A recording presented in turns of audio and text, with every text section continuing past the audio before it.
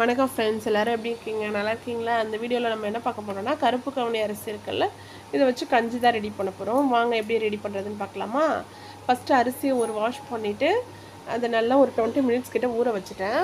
ஊற வச்ச அரிசியை மிக்ஸி ஜாரில் போட்டுட்டு நல்லா ஒரு 4 டைம் கொடுத்து கொரன்னு அரைச்சி எடுத்தாச்சு. இந்த மாதிரி கொரன்னு அரைச்சி ரெடி பண்ணி எடுத்துக்கிட்டேன்.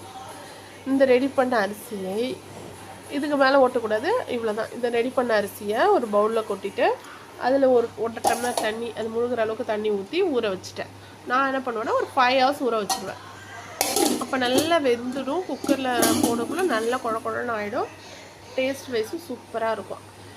இப்போ நான் இதை வந்துட்டு என்ன பண்ணுறேன்னா, அந்த பவுலில் வச்ச தண்ணியோடவே அந்த அரிசியும் போட்டுட்டு உப்பு மட்டும் போட்டுட்டு வேக வச்சுருவேன். குக்கரில் ஒரு 4 விசில் விட்டுருவேன். இது கூட சீரகம், பூண்டு, வெங்காயம்லாம் போட்டால் நல்லாயிருக்கும். டேஸ்ட் வைஸு நீங்கள் போட்டு ட்ரை பண்ணி பாருங்கள். என் பசங்களுக்கு அது பிடிக்காது, அதனால் நான் அப்படியே உப்பு மட்டும் போட்டு வெறுமனையாக இது பண்ணி வச்சுட்டேன். இப்போ நான் என்ன பண்ண போகிறேன்னா, இதில் தேங்காய் பால் ஆட் பண்ணியிருக்கேன். தேங்காய் பால் ஆட் பண்ணிவிட்டு உப்பு போட்டு வேக வச்சுட்டேன்னா தேங்காய் பால் ஆட் பண்ணி அப்படியே நாட்டு சக்கரை போட்டுட்டு இது இப்படியே கொடுத்தா என் பையன் சாப்பிட்ருவாங்க. எப்படி இருக்கா? என் பொண்ணுக்கு சாப்பிட்டியா? இதில் வெங்காயம் போட்டுட்டு பச்சை மிளகாய் போட்டுட்டு பூண்டு சீரகெல்லாம் போட்டு அவங்களுக்கு கொடுத்தா அதே தேங்காய் பாலில் தான் அவங்களுக்கு அதெல்லாம் போட்டு அவங்களுக்கு கொடுத்துருவேன்.